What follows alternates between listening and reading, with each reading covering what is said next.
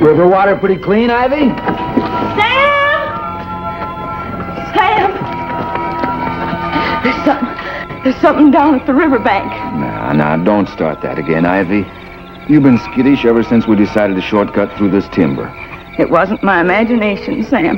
There's something down there, I tell you. All right. What did it look like? I don't know. I couldn't see it, but I could hear it. And a bush moved. Just a deer, more than like. The deer never spooked horses like that. Yeah. What do you think it is, Sam? How do I know?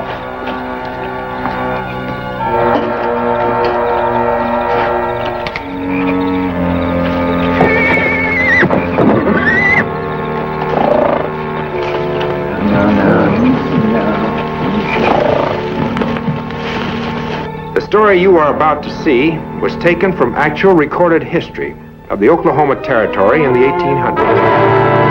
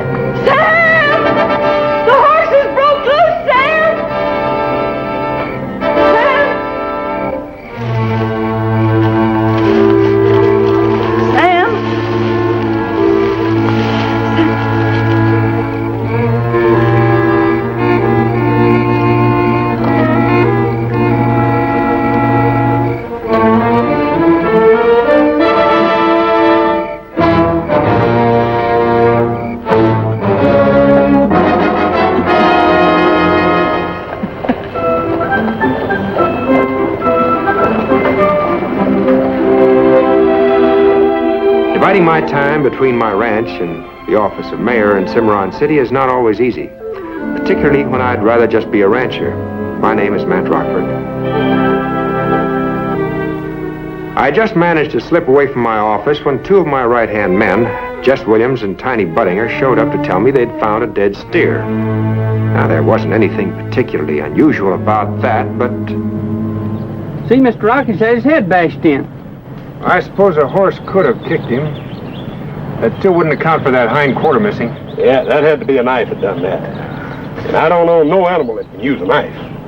One of those big Africa apes can hold a knife. Got a hand like a human being. Yeah, but we ain't in Africa, little fella. Well, maybe one of them could escape from a traveling carnival, maybe. Jess, apes aren't carnivorous. There, you see, little feller. Besides, I read someplace where they don't eat meat, neither. No, I reckon an Injun's about the only human that can get up close enough to a reindeer to hit him in the head. Tiny, there ain't an Indian around here to kill one of Mr. Rock's cattle.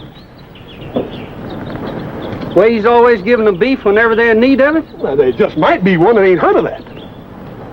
Even so, there ain't an Indian alive that'd leave this much beef go to waste. And I know that for a fact. What do you think about it, Mr. Rockford? Well, now, I think you boys just like to argue. Hey, look. That's a woman. For once, I gotta agree with you, little fella.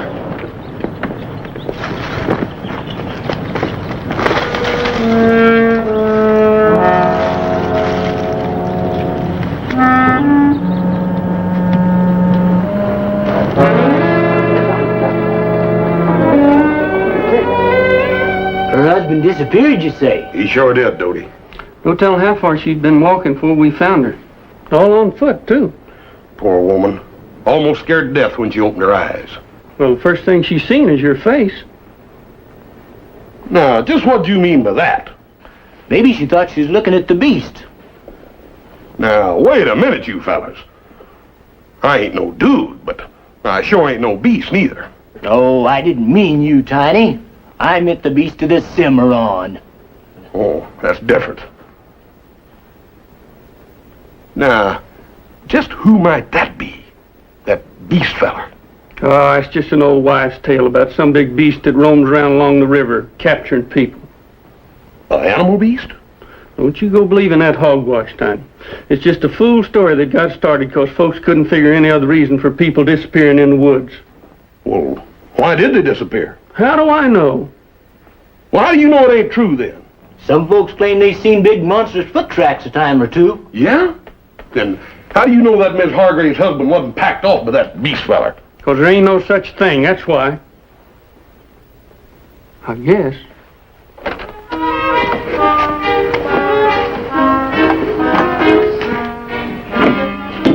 Would you open the door for me, please? Sure will, Miss Beth. Be pleased to, Miss Purcell.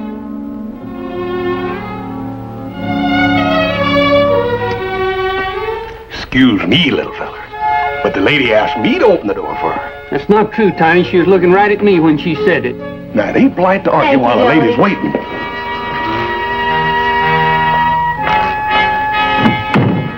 And some folks claim that down on the Cedar Canyon country, they found the cave where this beast lived once. And it was full of bones and skulls in the lap. You're lucky that Matt found you. I don't know how long she could have lasted without food and water. She'll be all right now, though. Bit of good cooking, some rest. I'll see to that, Doctor. Mrs. Hargrave, couldn't you give us just some idea where your camp was located? Well, I might if I could go back there. But to tell you where, I wandered around so long I got all mixed up. Now, don't anybody get any ideas about taking her back to the timber country just yet. But my husband, you can't find him without my help. Now, Mrs. Hargrave, we'll all do what we can to help. But you've got to get well first. We'll see you later, Mrs. Hargrave. Thank you. Bye.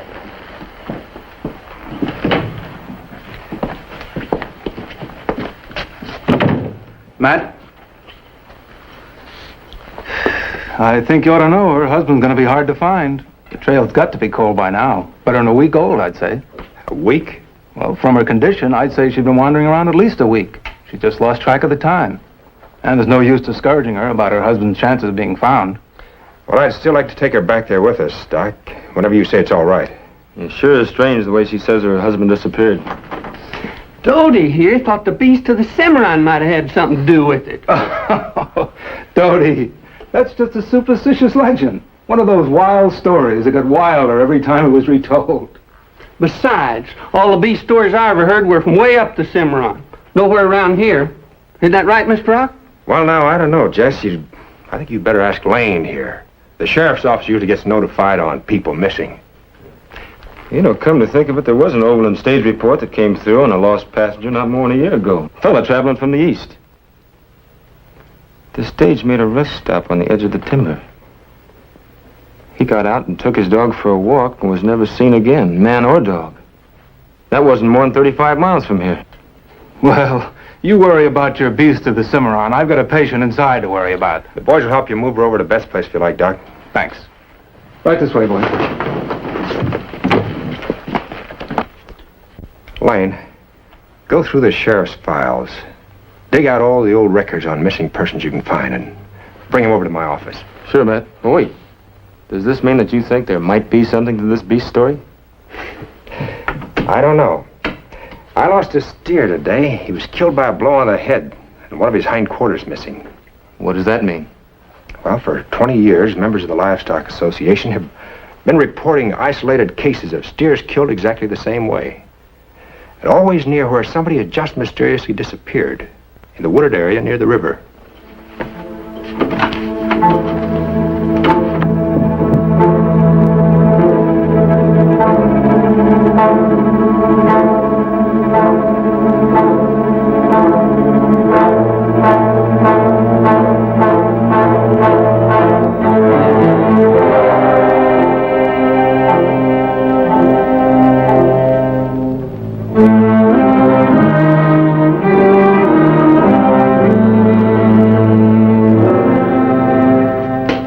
there's a definite pattern. Lane, I remember my father telling me a story about a boy who was burned in the fire that killed his parents.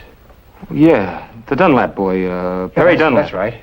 He lived in a little settlement up in the Cedar Canyon area. I remember he was last seen going into the gorge with his dog. I don't think anyone has seen or heard of him since. But later somebody found the dog's body with a bullet in it, but never a trace of him. That's right. Now, my point is, Lane, that the first stories of the beast started up there in the Cedar Canyon area. Now, besides the Dunlap boy, there were several hunters and settlers who disappeared right about there. But later stories, and these records show that as the years went by, the disappearances took place further and further down from that point. Now, the abandoned cave with the remains of the 3 hunters was found almost 20 miles below Cedar Canyon. And the settler and his wagon and dead horses were found even farther down the river. Now, the circuit-riding preacher and his camp and belongings were found almost 10 miles below that point. But his horse showed up almost 20 miles further down the river. The fellow who took his dog for a walk last year. He disappeared even closer to Cimarron City. You're right, Matt. There sure is a pattern. Do you think there's a chance it might just be renegade Indians doing this? Well, there's always a chance, Lane. But the tribes themselves were scared out of the timber area when they heard the stories. Now, if it was one of them, I'm sure they would have known about it. No, that's right, too. But there's one thing we can be sure of. Mr. Hargrave's disappearance and my dead steer proves this. Whoever it is, or whatever it is, it's now operating in our own backyard. Matt, Yes, what is it, Silas? there's a rumor traveling around like wildfire that's likely to get out of hand. I figured the quickest way to stop it was to come straight to you. It ain't a rumor, Silas. My boys don't make up stories out of their own heads. They heard Mr. Rockford himself telling Doc Hodges that the Beast of the Cimarron was here, right close to town. Now, you gonna deny that, Mr. Rockford? Well, now, let's not get panicky about this. Yeah, Mr. Rockford, you know my boys well. Yes, I know them quite well. I won't have people thinking they're storytellers like Silas says. Why, You did say it, didn't you? Well, now, I might have suggested that something like that wasn't impossible. There, Silas. Now what do you got to say? Well, say if it is true, we darn well ought to do something about it. Well, I should say so. All right, now, let's not get carried away. Just because there's something going on here that we don't quite understand. We understand enough, Mr. Rockford. That poor woman you brought in here lost a husband out there, and that's enough to tell me that everybody in Cimarron City is in danger. What's to stop that beast from coming right into town? It won't be safe on the streets after dark. Why, a monster like that would even prey on folks when they're sleeping in their beds. Yeah. Now, will you please stop getting yourselves all worked up? You got to do something about it, Mr. Rockford. It's up to you and Mr. Temple here to protect us from such a thing. We know our responsibility. I hope you all know yours. What do you mean by that? We'll need about a dozen men to go into the timber with us. I'm sure we won't have any trouble finding them amongst you. Well, we hadn't figured on. That is, well, we don't know anything about this beast. That's just the point, Ed. Nobody knows what we're up against. But if you and the others let your imaginations run wild, we'll have a panic on our hands that'll do more damage than 100 so-called beasts. Matt's right, folks. Beast is just a word that folks use to make the stories sound better.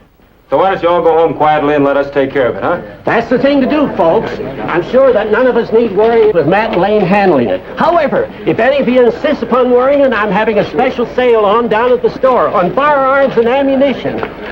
Got everything reduced to 90 cents on the dollar. And if you ain't got the ready cash, well, I'll write it down. Yes, sir. We're going to have that sale going full force for a long time.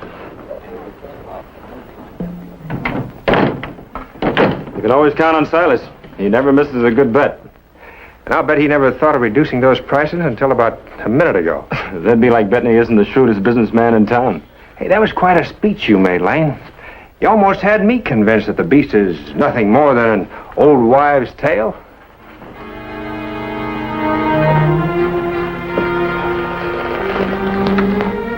I wish I had myself convinced.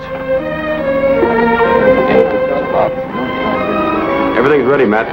Fine.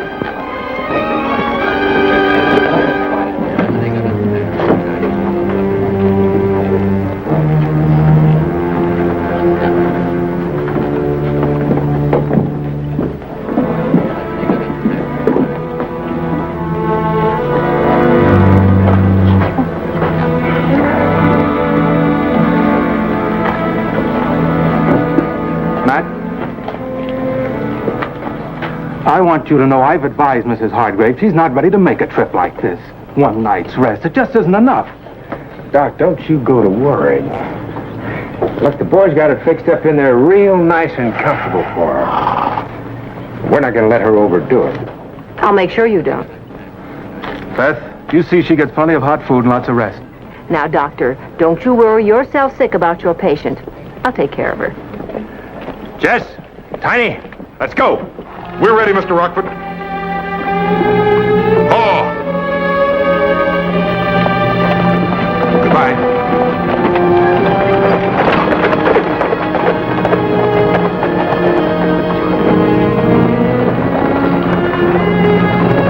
Hold up, Tiny.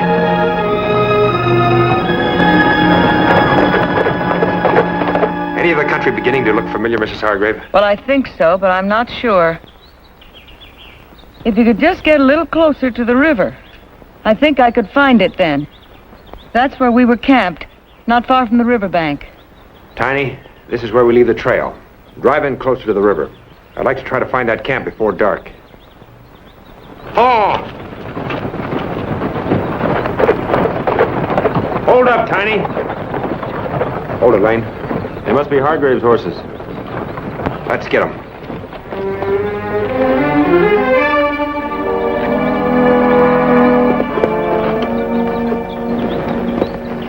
It's our team, all right, Mr. Rockford. And I can tell you something else. When the horses got over their fright, they must have come back to our camp and waited. Then your camp is near here. Right up ahead, no more than 50 yards. What do you think? Is that fair or not? Men, don't tramp around here any more than necessary. If there are any tracks, I don't want to cover them up. Lane, I guess you can start setting up camp now. I don't think we better trust a picket line for the horses, though, do you, Matt? No, if they get spooked like Mrs. Hargrave's horses, we'll all be walking into town. Men, no picket lines. Tie your horses to wagons and stout trees and tie them short. Lane, see that nobody wanders off alone either. Beth, I'm scared. Oh, there's nothing to be worried about this time, Ivy. With all these men, we're protected. I know that, but it's actually being here to look for my husband and knowing the time is drawing close when I'll know the truth. It scares me. Hope the trip wasn't too tiring for you, Mrs. Hargrave. Oh, I'm all right, Mr. Rockford. And I'm ready to show you where I found my husband's rifle. All right. It was over here where the horses were tied.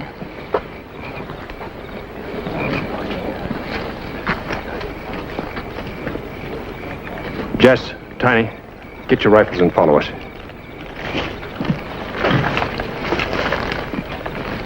Sure wish it wasn't getting dark so fast. Yeah. They ain't gonna make tracking that beast fella no easier. Maybe Mr. Rock will decide to wait till morning. Now, you ain't getting scared, are you, little feller? Me? Scared? I ain't scared of no animal. Yeah, but what if it ain't no animal? What if it ain't like nothing you ever seen before? Jesse. Tiny. Over here. Coming, Mr. Rockford.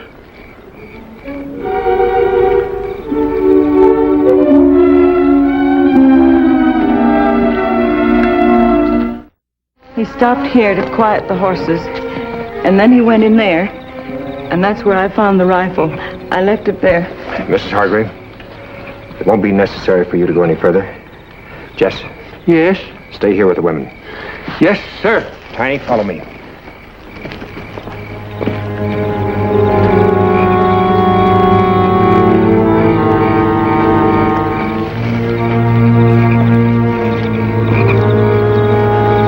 It's getting pretty dark to see anything, Mr. Rockford.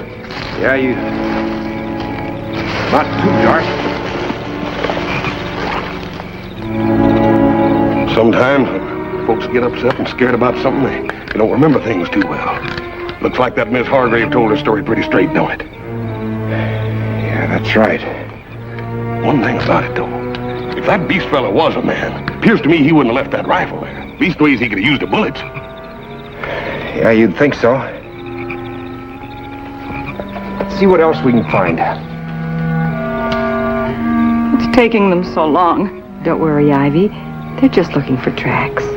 Yeah, but tracks of what?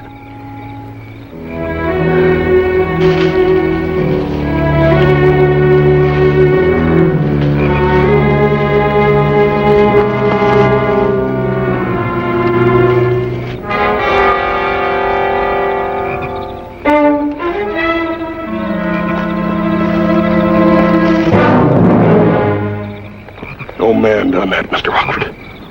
That's the work of a vicious beast. It's Mr. Hargraves, ain't it?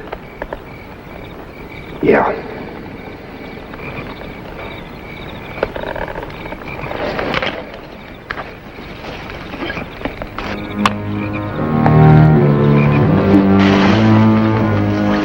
Sam's rifle.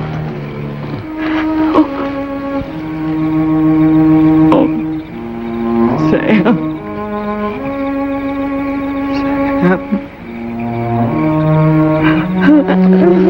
Mrs. Hargrave.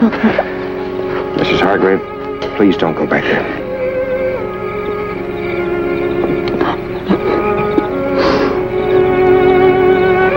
I knew what the answer was going to be. What it had to be.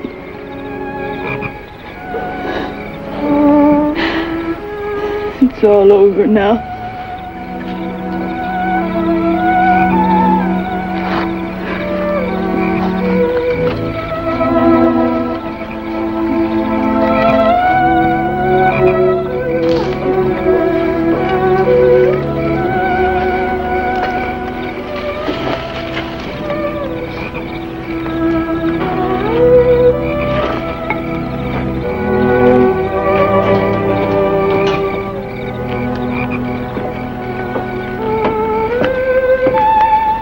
Just went through Hargrave's wagon.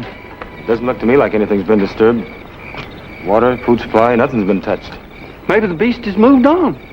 Maybe, but if he hasn't, he sure knows we're here. We'll post some sentries for the night, and we'll see what we can find come daylight. It'll be kind of chilly and damp. Fog's coming in from the river. I'll see that a big fire's kept going all night. Mr. Rockford, Jess and me will be happy to stand the first watch if you like. Good. Pick a spot near the horses. There'll be your alarm. Alarm? If they hear any noise, they'll know it first. Then you can be ready. Now, what'd you have to go and volunteer for? Now, you ain't getting scared again, are you, little feller? I told you I ain't scared. I just don't see why you have to be so all-fired brave with my life.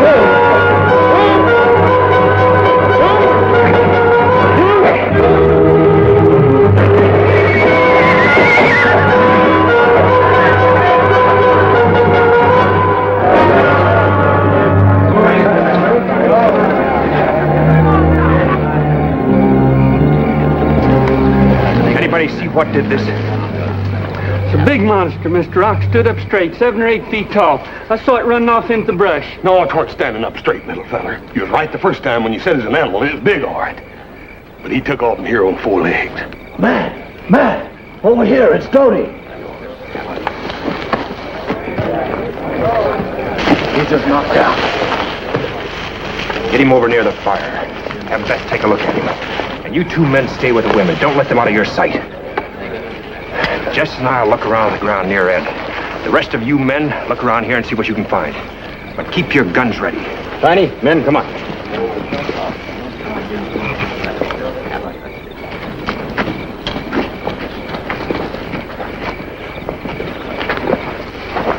What happened out there? Ed was killed, but Dodie was just knocked out. It was some kind of a big half-man, half-animal monster, 10 feet high.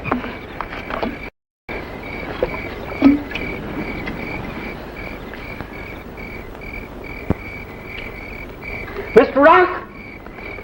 Mr. Rock, here's something. Tracks go off in that direction. Lane! Lane! This way. There's no need of you to stand out here in the damp air, Ivy. What are we facing, Beth? What is it that kills just for the sake of killing? There's nothing we can do. Better get some rest, Ivy.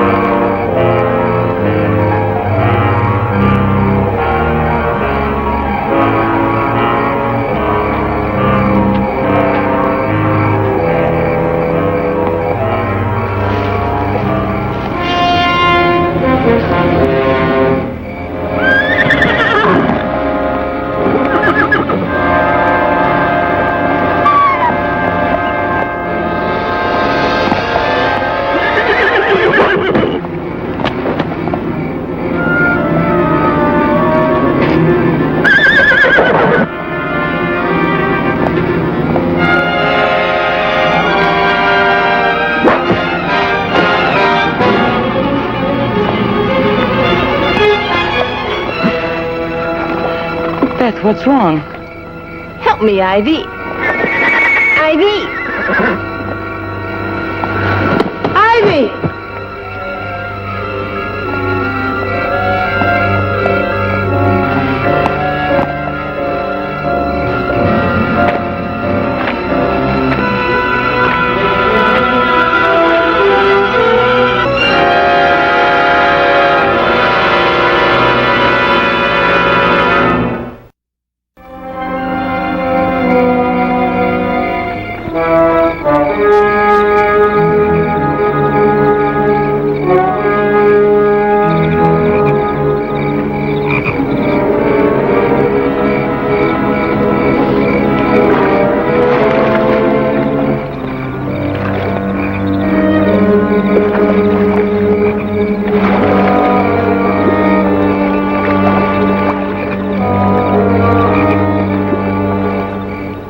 It was just horrible. Horrible. That head. Oh, poor Beth. What was it, Mrs. Hargrave? A man, animal, 2 legs, 4 legs, what was it? It stood up. 2 legs. Crew, get that team hitched to this wagon. Get it into town as fast as you can go. Don't stop for anything. If anything tries to stop you, shoot to kill. Dodie, you and these men get in the wagon with Mrs. Hargrave. I'm all right now, Mr. Rockford, and I'd sure like to stay and help you. All right, fine. Now, the rest of you men, look for fresh tracks. The kind we saw before, and a man's. A man and an animal. We was both right, little fella. The trouble is now we got two beasts to look out for instead of just one. Prue, get on the trail as fast as you can. You can make better time that way. Go straight to Doc Hodges. I'll bring in the Hargrave wagon. All right. Mr. Rockford! Over here! Right here's where that beast fella must have gone into the brush. There's a footprint there even bigger than mine. Lane. Get more torches and follow us.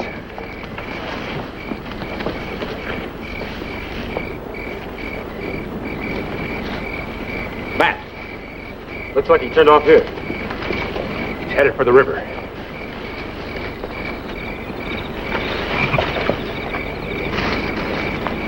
Hold it. Let's have some light here. Looks like he put Beth down here.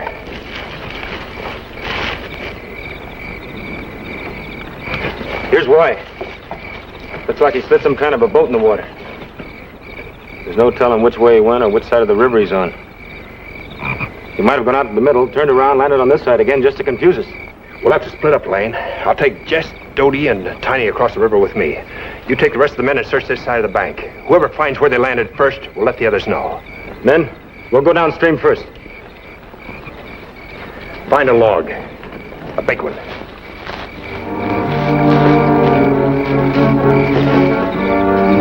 All right, how's the torches?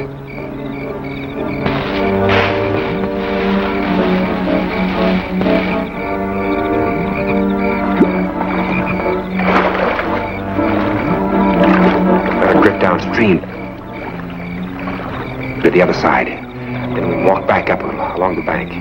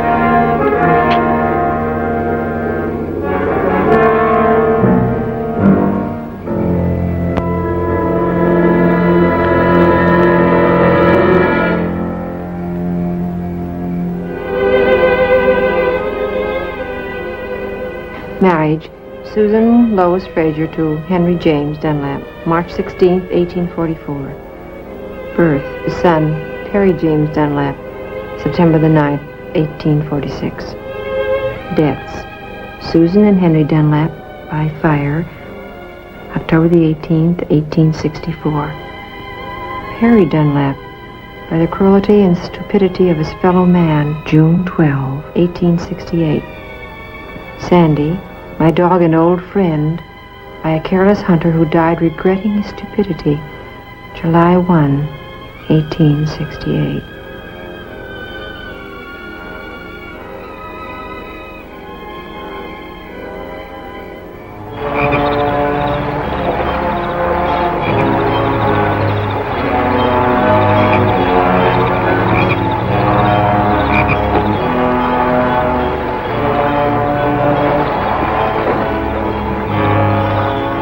Light the torches.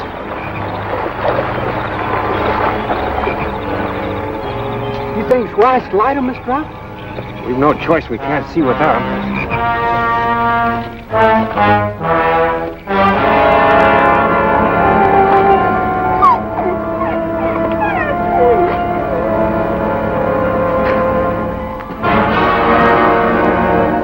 Your stupid friends are still searching for us in a bank across the river. They aren't even aware that we crossed to this side. Well, why don't you scream and faint like you did before? Don't turn your eyes away from me. Look at me. Look at my face.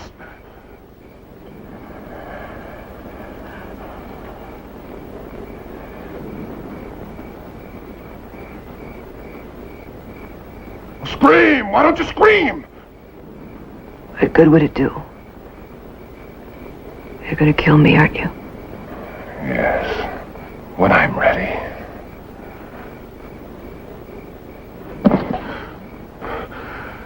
What were you doing with this?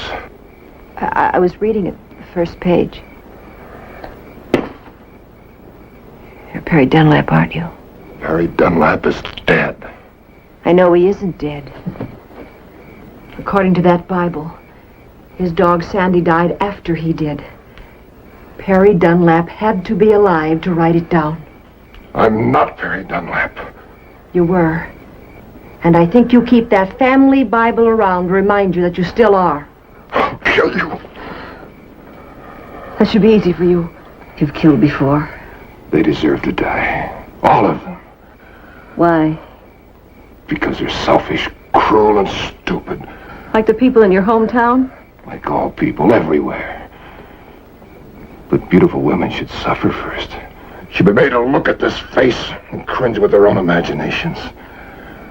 Your face was burned, wasn't it? Was it in the same fire that killed your parents? You think you learned something from that Bible, don't you? The story of the disappearance of Perry Dunlap is well known along the river. It's part of the legend of the... What's the matter? Are you afraid to say it? The legend of the Beast of the Cimarron. Beast of the Cimarron. Stupid people with their childish fears and imaginations. There was one man who dropped dead from nothing but fright. Just because he knew he had come face to face with the beast. And that gave you one more bit of revenge, didn't it? You talk too much. What did they do to you? What could the people in your hometown have done to you to make you so bitter? They turned their backs on your scarred face, I'm sure, but what else did they do? What terrible scar did they leave inside? Why do you ask so many questions? If I'm going to die, I have a right to know why.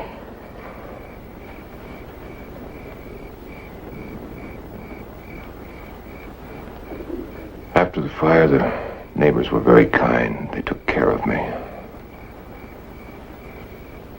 Then they took the bandages off, and they sent me away. I couldn't find work, not even a place to stay. Little kids screamed and cried, and ran away when they saw me. The big ones threw rocks at me and taunted me. One day I fought back. There were 4 of them, about 20, my age. I bloodied them up. The marshal arrested me, tied me to a hitching rail on the main street. And the 4 of them took turns with a bullwhip. I don't need your pity. There was a girl, too, wasn't there? Yes. was a girl. She was a beautiful girl. We were supposed to be married. I stopped at her house to say goodbye. I just wanted to see her once more. Touch her hand. Just like the rest of them, she screamed. She was the first to call me Beast. Her father rushed in and shot me. I got away. The wound healed in a cave in Cedar Canyon. That's where I stayed until a careless hunter killed my little dog, Sandy. That's when I killed for the first time. Sandy wasn't afraid of me. He didn't run away. I choked the life out of that man. And it made me feel good. Now are you satisfied? Is that what you wanted? Now that you know that there's nothing left of Perry Dunlap but a savage that kills? Look at me! Look at my face! Scream! Scream! No, I'm not going to scream. Scream! I'm not going to make it easy for you to kill me.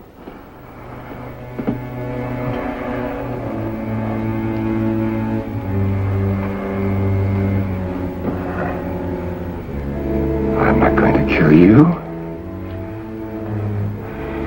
I'm not going to let anybody hurt you. You understand me? Nobody's ever understood how I feel. You're going to stay here. With me. I'm not going to let them take you away from me. I'll kill them.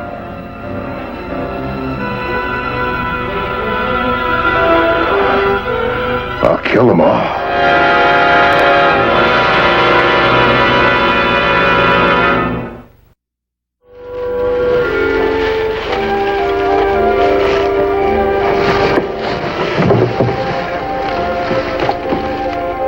This is what we've been looking for. Jody, can you row a boat? Yes, sir. I'm the best doggone boat rower that ever rode the boat in Rudrose Pond. We'll get to it. Tell Lane where we are. All right.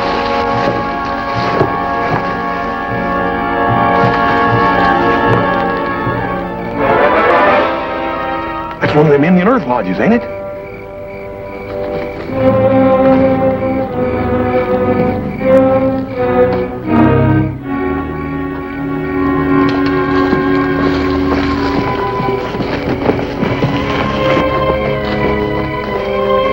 That's what it is, all right. Well, it looks like that front door's been caved in. Your friends have come for you. I don't use any of civilized man's implements. I can live without them, and I can defeat him without them. I refuse to use a gun, you know.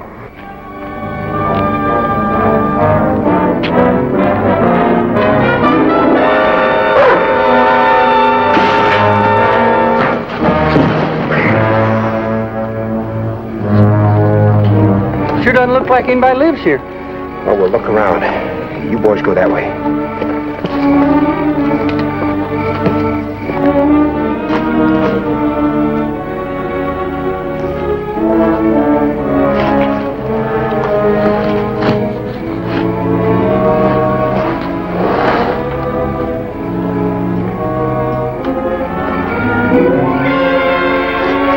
Like the Indians pulled out this one a long time ago. Yeah. There ain't no other way in and out of these lodges unless you want to go through the smoke hole.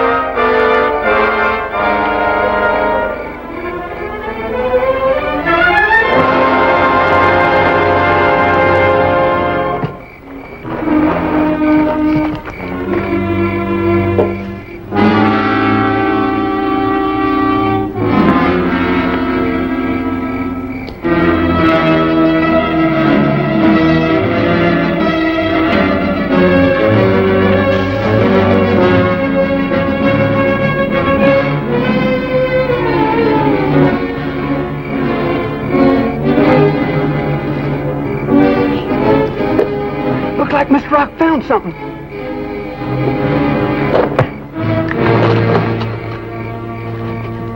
Jesse?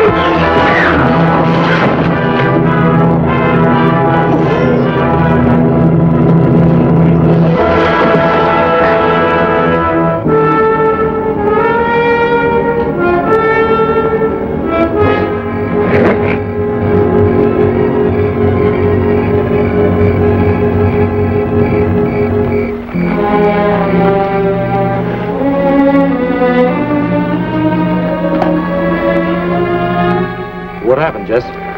Something hit me in the head, and that's all I remember. Where's Matt? I don't know. Matt? Matt! Right over here, Lane.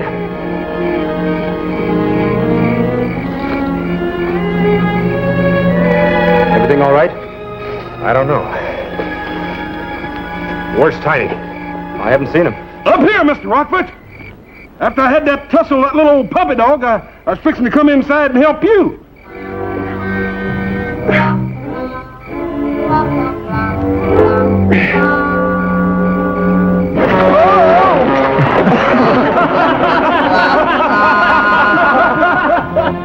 Even though the facts about the so-called beast were carefully explained to the people of Cimarron City, I think they really preferred the more imaginative stories. Anyway, it was likely that the legend of the Beast of the Cimarron would never really die, and that the hair-raising tales of the monster that roamed the riverbanks would be handed down from generation to generation, as it had happened with the true historical facts from which this story was taken.